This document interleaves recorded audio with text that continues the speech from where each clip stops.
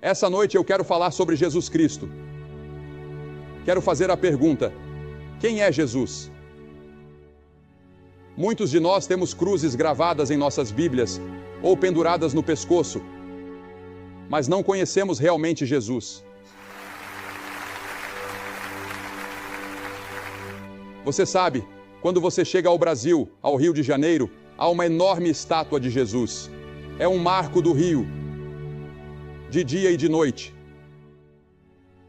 Ela tem 40 metros de altura. São 40 metros de uma ponta dos dedos à outra, com os braços estendidos. Alguém chamou este ano, neste país, de o Ano de Jesus. Uma das emissoras transmitiu recentemente uma minissérie sobre Jesus. Minha filha escreveu um livro chamado Só Me Dê Jesus. Há um movimento entre os adolescentes que faz a pergunta: o que Jesus faria? Quase todo mundo já ouviu falar de Jesus, mas milhões não sabem realmente quem ele é. Eles não o têm em suas vidas e em seus corações. E o mundo hoje está à procura de um Messias que venha nos salvar. Muitos anos atrás, o profeta Ezequiel disse: procurei entre eles um homem, mas não encontrei nenhum. Em outras palavras, Deus estava procurando alguém sobre quem ele pudesse colocar sua mão, abençoar e usar. E ele não encontrou ninguém disposto a se render completamente e entregar sua vida a ele. O mundo hoje, se você ler os jornais e assistir aos telejornais, está correndo loucamente rumo, eu creio, ao Armagedon. Essa noite, no Oriente Médio, estão lutando de novo pelas mesmas coisas pelas quais lutam há centenas de anos. Tiveram reunião após reunião, trégua após trégua, tratado após tratado e promessas feitas por todos os lados. Mas de alguma forma, eles não conseguem parar de lutar. Veja, o homem é um fracasso moral. Deus é a nossa única esperança. Os planos de Deus. Os planos de Deus já estão formados e estão claramente declarados nas Escrituras. E à sua direita, no céu, está sentado um homem que foi desprezado, ignorado e rejeitado pelos homens quando veio à Terra pela primeira vez, e que ainda é rejeitado e ignorado pela maioria da raça humana. Deus prometeu que ele será o futuro governante do mundo. Ele irá destruir todo domínio, toda autoridade e poder. Está chegando o dia em que todo joelho se dobrará diante dele e toda língua confessará o seu nome. Este ano, 2000 depois de Cristo, o calendário que usamos todos os dias remonta ao nascimento de Jesus. Não podemos fugir dele. Nossa geração não pode escapar de Jesus. Ao longo dos anos, tantas peças, livros, óperas e filmes foram feitos sobre Jesus. Em março e abril, as revistas Newsweek e US News and World Report publicaram reportagens de capa sobre ele. Na sua matéria de capa sobre ciência e ideias, a US News trouxe o título: Por que Jesus morreu? Por que há tanto interesse por Jesus hoje? Essa é a pergunta que você tem feito? Quem é essa pessoa que fez mais para transformar a história humana do que qualquer homem que já viveu? Ele viveu apenas 33 anos. Sua jornada mais longa foi de menos de 160 quilômetros. Ele é apenas um herói popular ou um revolucionário? Ou ele é quem disse ser o Filho do Deus vivo? Quem é essa pessoa que exige que o chamemos de Filho de Deus e o sigamos até a morte? Sabemos que ele era um homem. Ele era completamente humano. Ele era o homem representativo. Ele era o homem por inteiro. Ele foi identificado e contado entre os transgressores. As Escrituras dizem 83 vezes no Novo Testamento que ele é chamado de Filho do Homem. Há muitos lugares nas Escrituras que nos lembram de sua humanidade. A Bíblia ensina que ele teve fome. A Bíblia ensina que ele estava cansado, na parte de trás de um barco ele dormia. Ele conheceu as alegrias da amizade. Ele foi mal compreendido e desprezado. Ele chorou no túmulo de um ente querido. Ele teve que lutar contra a tentação e suportar a decepção. Ele afirmou ser o único Filho de Deus antes que o mundo existisse ou antes que a raça humana existisse. Ele disse: no princípio era o Verbo, e o Verbo estava com Deus, e o Verbo era Deus. E Jesus disse: antes que Abraão existisse, eu sou. Com essas palavras, Jesus se separou de qualquer outra pessoa que já viveu. Em outras palavras, Jesus disse: antes que Abraão nascesse, eu sempre sou o eterno presente. Não há passado com Jesus e não há futuro com Jesus. Tudo está no sempre presente. E Ele está falando com você essa noite. E Ele está falando com todos nós, coletivamente e individualmente. Em Colossenses 1 diz: pois nele foram criadas todas as coisas que há nos céus e na terra, visíveis e invisíveis, sejam tronos, sejam dominações, sejam principados, sejam potestades. Tudo foi criado por Ele e para Ele. E Ele é antes de todas as coisas, e por Ele todas as coisas subsistem. Todo este estádio se despedaçaria se não fosse pelo fato de que é Ele quem o mantém unido. A declaração de Pedro em Mateus 16:16. Tu és o Cristo, o Filho do Deus vivo. Quando Ele veio a Belém, aquilo não foi o seu nascimento ou o seu começo. Ele já existia. Aquilo foi sua encarnação. Quando Jesus veio a Belém, não foi o lugar de sua origem, foi sua encarnação. E o Verbo se fez carne e habitou entre nós. Sabe, é interessante para mim que Jesus nunca pediu desculpas pelo pecado. Ele desafiou outros a provarem qualquer erro em seu pensamento ou em qualquer coisa que ele tenha feito.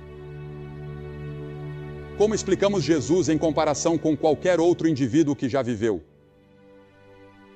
Como explicamos Jesus em relação a qualquer outra pessoa? Qual é a causa básica do ódio, da ganância, da luxúria, da guerra hoje, da injustiça racial e da divisão racial? Jeremias deu a resposta: o coração é mais enganoso que todas as coisas e desesperadamente corrupto. Quem o conhecerá? O rei Davi disse: em pecado me concebeu minha mãe. Eu nasci em pecado, disse Davi. Ele disse: fui formado na iniquidade. A Bíblia diz em Mateus 15 que do coração procedem maus pensamentos, homicídios, adultérios, prostituições, furtos, falsos testemunhos e blasfêmias. Eu acho que precisamos fazer algo a respeito das armas. Mas esse não é o verdadeiro problema. O problema mais profundo está em nossos corações. Pois do coração procedem maus pensamentos e homicídios,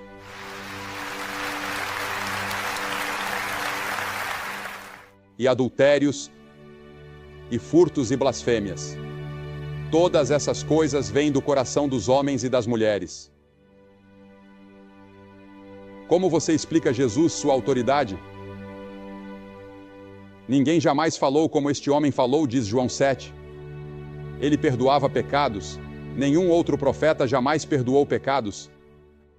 Maomé não tentou isso. Buda não fez isso. Ninguém mais na história jamais disse: teus pecados estão perdoados. Ele também tinha autoridade sobre a natureza. Quando o mar estava revolto e a tempestade rugia, ele apenas levantou a mão e disse: cala-te, aquieta-te. E o mar se acalmou e a tempestade cessou. Ele tinha autoridade sobre as doenças. Toda pessoa doente que veio até ele com fé e que ele tocou, foi curada. Mas e quanto à sua morte? Diferente de qualquer outra pessoa que já existiu.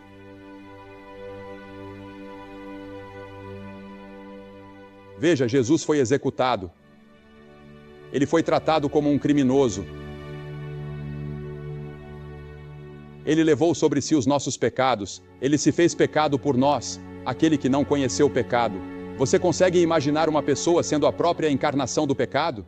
Foi isso que Jesus foi na cruz. Isaías 53 diz: o Senhor fez cair sobre ele a iniquidade de nós todos. Em 1 Pedro 2:24 está escrito: Ele mesmo levou em seu corpo os nossos pecados sobre o madeiro. Miqueias diz que todos os nossos pecados foram lançados nas profundezas do mar. Eu estava lendo hoje sobre um lago na Rússia, que é o ponto de água mais profundo do mundo, com milhares de metros de profundidade. Nossos pecados estão sepultados nas profundezas do mar. As Escrituras dizem que por causa do que Cristo fez na cruz, Ele se fez pecado por nós. Ele foi executado por você. Ele tomou o seu juízo e o seu inferno. Você nunca precisará ir para o inferno. Você nunca precisará comparecer diante do grande trono branco se estiver em Cristo.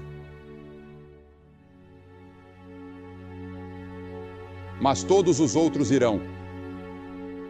A Bíblia diz que chegará o dia em que Ele julgará o mundo inteiro. E você estará diante de Deus no grande julgamento. Centenas de vocês que estão aqui esta noite. E você não estará com uma grande multidão como essa. Você diz: vamos nos divertir quando chegarmos lá. Não, você estará sozinho. Você vai estar diante de Deus sozinho e prestar contas do que fez com Jesus e de como viveu a sua vida. E muitos de nós vamos ficar terrivelmente decepcionados e vamos clamar por misericórdia, mas será tarde demais. A Bíblia diz que clamaremos para que as rochas e as montanhas caiam sobre nós e nos escondam daquele que está assentado no trono, mas não poderemos. E a crucificação de Cristo é uma pedra de tropeço para muitas pessoas, porque parece loucura. A Bíblia diz: para os que perecem, é loucura. Muitos aceitam os ensinamentos de Cristo quando Ele diz: amem uns aos outros, mas param na cruz. É na cruz que você precisa chegar antes de realmente conhecê-lo. E você precisa confessar que é um pecador e precisa se arrepender do pecado. E a palavra arrependimento significa que você se volta, que você muda. Você está indo em uma direção na sua vida e está disposto a ir em outra. Você diz: mas Billy, eu não tenho essa capacidade. Eu tentei mudar. Eu tentei melhorar, mas não consigo. Não, você não consegue. Mas Deus vai te ajudar se você se submeter a Ele e disser: Senhor, eu preciso da Tua ajuda. Eu preciso da Tua ajuda até para me arrepender. Eu preciso da Tua ajuda até para ter fé, para crer com o tipo de fé que eu devo ter. E você? E então há a ressurreição dele. A Bíblia diz que o levaram e o sepultaram após sua morte. Mas no terceiro dia, ele ressuscitou. E ele está vivo esta noite.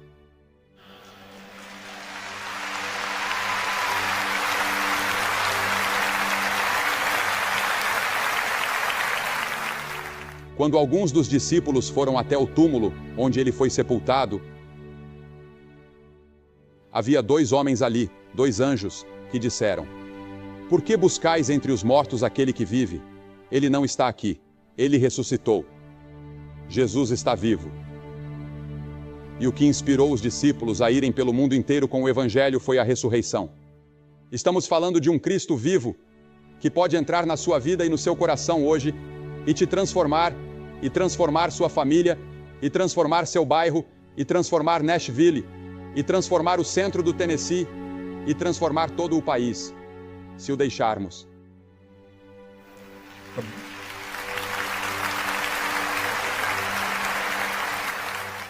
A Bíblia diz que, se com a tua boca confessares o Senhor Jesus e em teu coração creres que Deus o ressuscitou dos mortos, serás salvo. Você precisa crer que ele não apenas morreu, mas que ressuscitou. Isso é metade. Uma metade é que você se arrepende. Você vem e diz: ó Senhor, eu sou um pecador. Me arrependo por ter pecado. Por favor, me perdoa e me ajuda a mudar. Mas então você precisa viver a vida. E ali o Cristo ressurreto está, através do Espírito Santo, para te ajudar a viver a vida depois que você veio a Cristo. Se Cristo não ressuscitou, então ele não é Deus. E a tremenda força na história permanece sem explicação. O apóstolo Paulo, no caminho para Damasco, estava perseguindo cristãos e matando cristãos. Ele odiava Jesus. E um dia houve uma luz brilhante, e ele caiu de joelhos e soube que era Jesus. E ele disse: Quem és tu, Senhor? Em Atos, capítulo 9. E essa é a pergunta que você precisa responder. Quem é Jesus? Essa é a pergunta da nossa geração. Quem é Jesus? Jesus afirmou. Se Jesus afirmou ser Deus sabendo que não era, ele foi um enganador. Se ele achava que era Deus e não sabia a diferença, ele era um lunático. Jesus foi quem disse ser Deus manifestado em carne. Pense nisso. O Deus Todo-Poderoso, que criou as estrelas e os planetas e todo esse universo, e que sustenta tudo isso. Ele é aquele que quer entrar na sua vida e no seu coração hoje à noite de uma forma nova.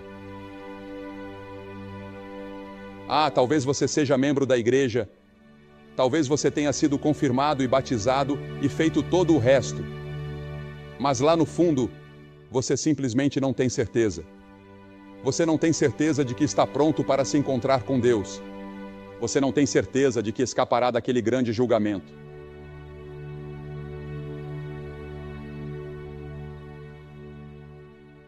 Você precisa encarar a pergunta que Pilatos fez.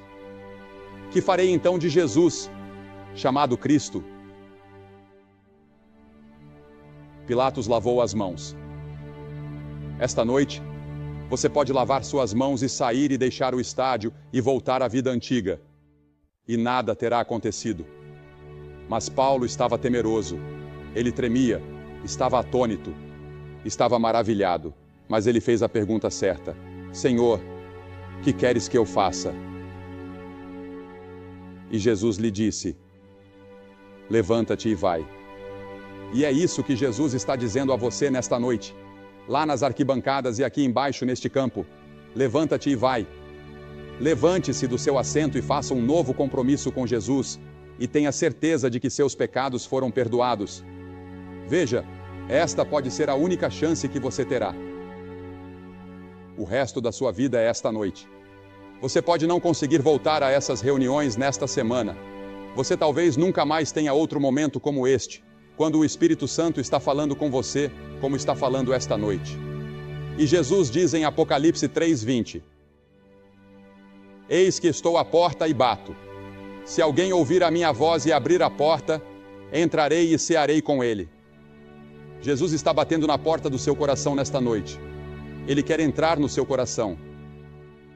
Ele quer mudar sua vida. Ele quer ter um impacto na sua comunidade, na sua família e na sua vida. Ele quer te dar paz e alegria que você nunca conheceu antes. Ele quer perdoar todos os seus pecados e quer te dar a certeza de que, se você morrer esta noite, irá para o céu. Você pode ter essa certeza esta noite antes de sair daqui. E eu vou te pedir que faça algo que talvez seja muito difícil para você.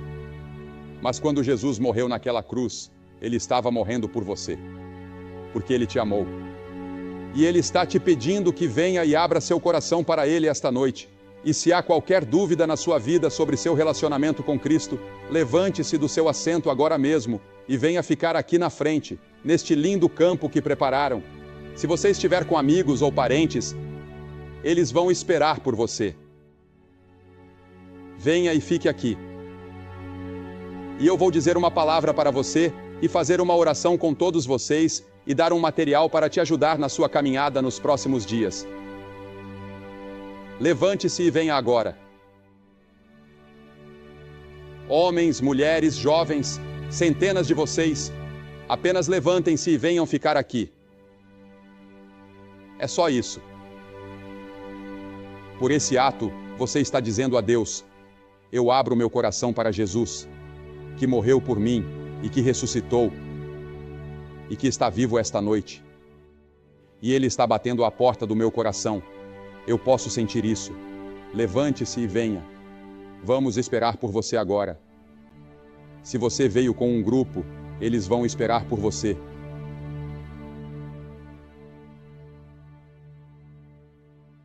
Se você veio de ônibus, eles vão esperar. Há tempo de sobra. Este é o momento mais importante da sua vida. Não perca. Rápido. lá de cima das arquibancadas, levante-se e venha.